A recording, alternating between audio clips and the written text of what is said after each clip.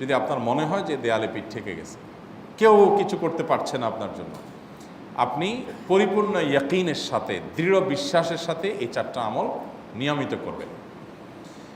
এবং আমি বহু মানুষকে পার্সোনালি এটার পরামর্শ দিয়েছি, ওনারা আমল করেছেন, আমল করে উপকৃত হয়েছেন। এরকম বহু মানুষ আছেন, বৃদ্ধ মানুষ, বাবা ক্যান্সারে আক্রান্ত হয়েছেন অনেক দেরিতে, আল্লাহ তাআলা অলৌকিকভাবে সাহায্য করেছেন। হ্যাঁ, কখনো যদি আল্লাহ তাআলা এই আমলগুলো করার পরও আমার বিপদ দূর না করেন, তাহলে হয় আমার আমলের মধ্যে কোনো ত্রুটি ছিল, অথবা আমার এই বিপদ দূর না হওয়ার মধ্যে আমার জন্য কোনো কল্যাণ নিহিত ছিল।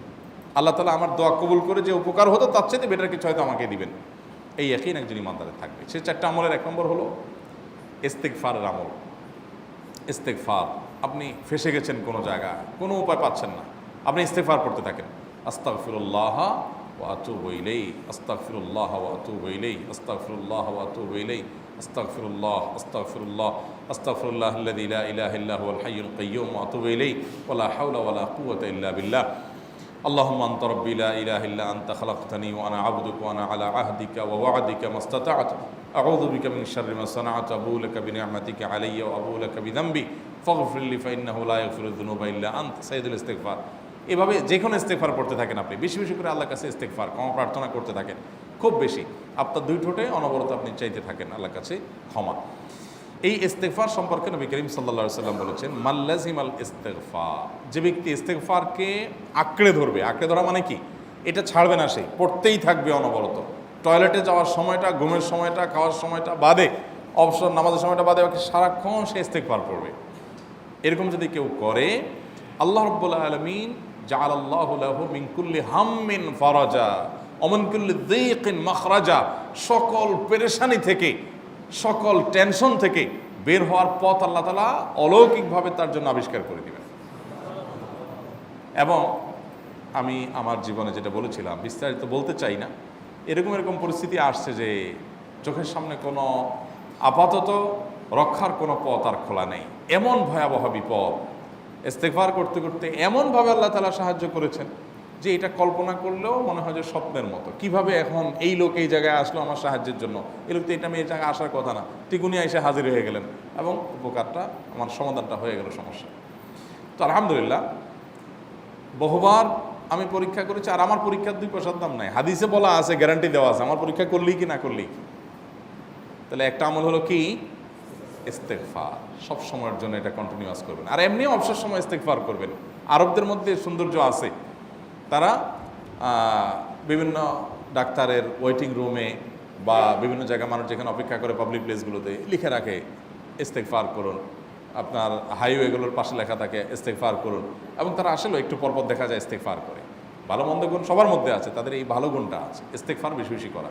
আমরা ইস্তেগফার সচরাচর এইভাবে অনবরত অবসর সময় করার অভ্যাস অনেকের মধ্যেই নাই। আমরা এটা চালু করবো ইনশাআল্লাহ। বিশেষ করে যখন কোনো সমস্যা হবে, তখন ইস্তেগফার চলতে থাকবে মুখে অনবরত। ধীরে ধীরে মহব্বতের সাথে নিজেকে, নিজের পাপ অপরাধগুলোর কথা স্মরণ করে আল্লাহর কাছে মাফ চাইতে থাকবো, পেরেশানি দূর হবে ইনশাআল্লাহ। 1 নাম্বার 2, দুরুদ। নবী করিম সাল্লাল্লাহু আলাইহি সাল্লামের প্রতি দুরুদ পাঠ করা, এটা যদি আপনি নিয়মিত করতে থাকেন মহব্বতের সাথে, আল্লাহুম্মা সাল্লি আলা মুহাম্মদ ওয়া আলা আলি মুহাম্মদ কামা সাল্লাইতা আলা ইব্রাহিম ওয়া আলা আলি ইব্রাহিম ইন্নাকা হামিদুম মাজিদ, আল্লাহুম্মা বারিক আলা মুহাম্মদ ওয়া আলা আলি মুহাম্মদ কামা বারাকতা আলা ইব্রাহিম ওয়া আলা আলি ইব্রাহিম ইন্নাকা হামিদুম মাজিদ। আপনি একবার ছোট দুরূদ যদি পড়েন, সাল্লাল্লাহু আলাইহি ওয়াসাল্লাম, সাল্লাল্লাহু আলাইহি ওয়াসাল্লাম, আল্লাহুম্মা সাল্লি আলা মুহাম্মদ ওয়া আলা আলি মুহাম্মদ, শুধু এইটুকু পড়েন। জাযাল্লাহু আন্না মুহাম্মাদাম মা হুয়া আহলু, শুধু এইটুকু পড়েন। আপনি এভাবে যেই কোনো দুরূদ নবী করিম সাল্লাল্লাহু আলাইহি ওয়াসাল্লামের প্রতি যদি পড়েন এবং পড়তে থাকেন অনবরত, ইস্তেগফারের পাশাপাশি দুরূদের ক্ষেত্রে নবী করিম সাল্লাল্লাহু আলাইহি ওয়াসাল্লাম বলেছেন যে এইটা তোমার জন্য যথেষ্ট হয়ে যাবে। তুমি যদি আল্লাহর কাছে আর কোনো দোয়া করতে না পারো, শুধু দুরূদটা পড়ো, তোমার সব পেয়ে যাবে, কিচ্ছু লাগবে না। এক সাহাবী বলছেন, রাসূলুল্লাহ, আমার দোয়ার মধ্যে দুরূদ কত পার্সেন্ট রাখবো?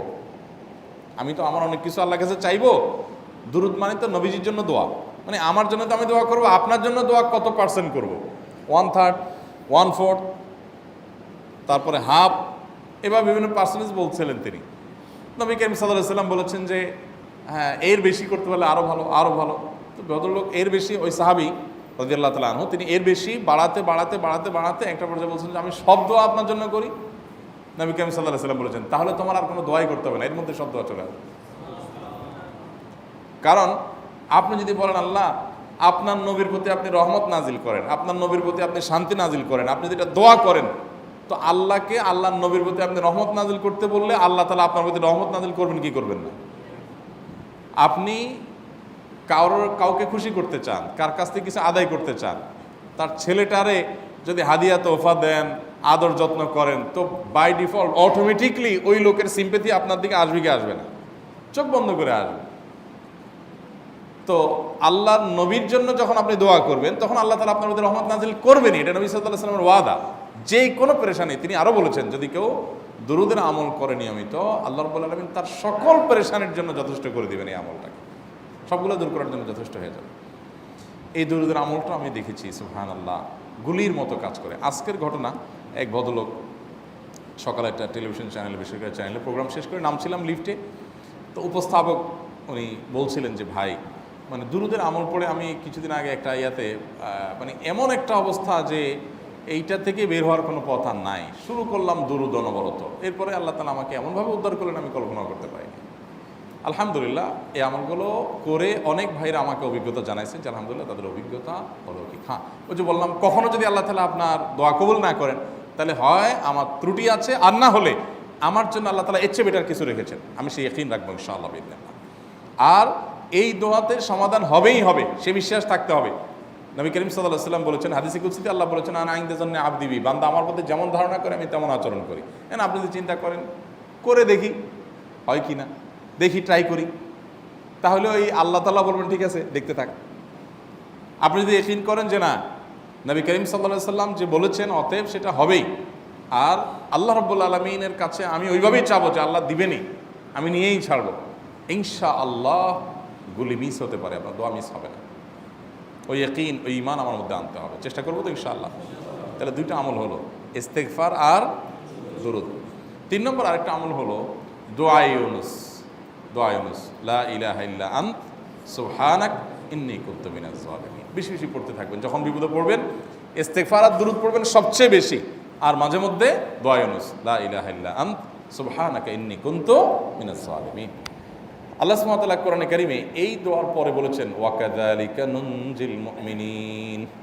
এই দোয়া পাঠ করার মাধ্যমে ইউনুস আলাইহিস সালামকে পৃথিবীর ইতিহাসের সবচেয়ে অলৌকিক ঘটনা, সকল সায়েন্স, সকল আপনার বিজ্ঞানের তত্ত্ব সবগুলোকে আপনার সবগুলোর বিপরীতে বা সবগুলোকে আপনার ভুল প্রমাণ করে দিয়ে ওই জায়গাটার জন্য আল্লাহ তাআলা ইউনুস আলাইহিসকে মাছের পেটে ঢোকার পর সেখান থেকে আবার জীবিত রেখে বের করেছেন। অক্সিজেন অভাবে সেখানে এমনি মারা যাওয়ার কথা, আরও নানা কারণে মারা যাওয়ার কথা, তাই না? কিন্তু আল্লাহ তাআলা তাকে রক্ষা করেছেন, কারণ উনি ওই বিপদে পড়ার পর থেকে এইটা পড়তেছিলেন, লা ইলাহা ইল্লা আনতা সুবহানাকা ইন্নী কুনতু মিনাজ জালিমিন। তো আল্লাহ তাআলা কোরআনে বলেছেন এটা ইউনুস, তার নবী ইউনুস আলাইহিস সালামকে আল্লাহ তাআলা এটার মাধ্যমে রক্ষা করেছেন, সেটা তার জন্য খাস না, এটা তার জন্য স্পেশাল না, বরং আল্লাহ বলেছেন ওয়াকাযালিকা নুনজিল মুমিনিন, এটা দিয়ে আমি তাকে রক্ষা করেছি, একইভাবে ঈমানদারদেরকেও এইটার মাধ্যমে রক্ষা করব। এটা বড় অস্ত্র পেয়ে গেলাম। দোয়া ইউনুস বেশি বেশি পড়বো ইনশাআল্লাহ, লা ইলাহা ইল্লা আনতা সুবহানাকা ইন্নী। আমার দেশে আবার দেখা যায় বিপদ হয়ে গেলে তখন হুজুর ভাড়া করে যে ভাই আপনারা সবাই মিলে এটা 1 লাখ বার পড়ে দেন, 1.25 লাখ বার পড়ে দেন, টাকা দিব আপনারা পড়ে দেন। আপনারটা আপনি পড়বেন ভাই, হুজুরদের কাছে দোয়া চান সমস্যা নাই, আর হুজুরদেরকে খাটায়া টাকা দিবেন কেন, এমনি টাকা দিবেন না দিয়া। আর এই দোয়া নিজে নিজে করতে থাকবেন। ইউনুস আলাইহিস সালাম ওই সময় কি লোক ঠিক করছিলেন যে ভাই আপনারা সবাই দোয়া ইউনুস পড়েন, আমি গেলাম, আমি মাছের পেটে গেলাম, আপনারা বসেন সবাই দোয়া ইউনুস পড়া দেবেন, করছেন উনি? ওনারটা উনি করছেন, তো আপনারটা আপনি শুরু করবেন, দোয়া ইউনুস না। 4 নম্বর আমল হলো ইয়া যাল জালালি ওয়াল ইকরাম, এটা বিশেষ করে পাঠ করবেন। নবী করিম সাল্লাল্লাহু আলাইহি ওয়াসাল্লাম বলেছেন আলিজু বিয়া যাল জালালি ওয়াল ইকরাম, ইয়া যাল জালালি ওয়াল ইকরাম এইটাকে তোমরা আঁকড়ে ধরবে। ইয়া যাল জালালি ওয়াল ইকরামের মানে কি? এটা আল্লাহকে ডাকা, আর কিছু না। এবং হাদিসে বর্ণিত দোয়া, এটা মাসনুন দোয়া। ইয়া যাল জালালি ওয়াল ইকরাম মানে হে মহা ক্ষমতার অধিকারী, প্রতাপশালী এবং সম্মানের মালিক, এটা বলার মানে হলো আল্লাহর কাছে নিবেদন করা, যেহেতু আপনার প্রতাপ আছে, আপনার জালাল আছে, আপনার বড়ত্ব আছে, হে বড়ত্বের অধিকারী এবং হে সম্মানের অধিকারী, আপনার যেহেতু আল্লাহ তাআলা এটা, আপনার যদি এটা আছে, অতএব হে আল্লাহ আপনি আমাকে এটা দান করুন, আপনার সেখান থেকে আমার প্রতি রহম করুন, আপনার সেখান থেকে আমাকে, আপনার বড়ত্ব থেকে আমাকে আপনি হেফাজত করুন, আপনার একরাম থেকে আমাকে আপনি, তা দিয়ে আপনি আমাকে রহম করুন। তো সেই দোয়া আল্লাহ তাআলার কাছে নিবেদন করতে পারি, ইয়া যাল জালালি ওয়াল ইকরাম। এর পাশাপাশি তাহাজ্জুদের নামাজ এবং যে কোনো নফল নামাজ। কারণ নবী সাল্লাল্লাহু আলাইহি সাল্লাম ইজা হাজাবাহু আমরুন সাল্লা, নবীজি সাল্লাল্লাহু আলাইহি সাল্লামের কোনো পেরেশানি শুরু হলে আগে ওযু করে 2 রাকাত নামাজ পড়তেন, ওযু করে 2 রাকাত নামাজ পড়তেন। আমাদের যখন পেটে ব্যথা শুরু হয় আগে কার কথা মনে পড়ে? ডাক্তারের কথা মনে পড়ে। যখন গায়ে জ্বর আসে সবার আগে মনে পড়ে কিসের কথা? নাপা, নাপা, ঠিক না? জ্বর আসছে গায়ে, সবার আগে আমরা কি চিন্তা করি? নাপা। নাপা আপনি চিন্তা করেন, খান, নিষেধ না তো, ওষুধ গ্রহণ করা সুন্নত। নবী সাল্লাল্লাহু আলাইহি সাল্লাম নির্দেশ করেছেন ওষুধ সেবন করতে, আপনি করেন, ভালো কথা। কিন্তু ইমানদার সব কিছুর আগে ব্যথা আসছে, তাহলে ব্যথার জন্য একটা ওষুধ দোয়া শিখেছেন, দোয়াটা আগে করবে, পাশাপাশি ওইটা করবে। এলো ইমানদারের কাজ।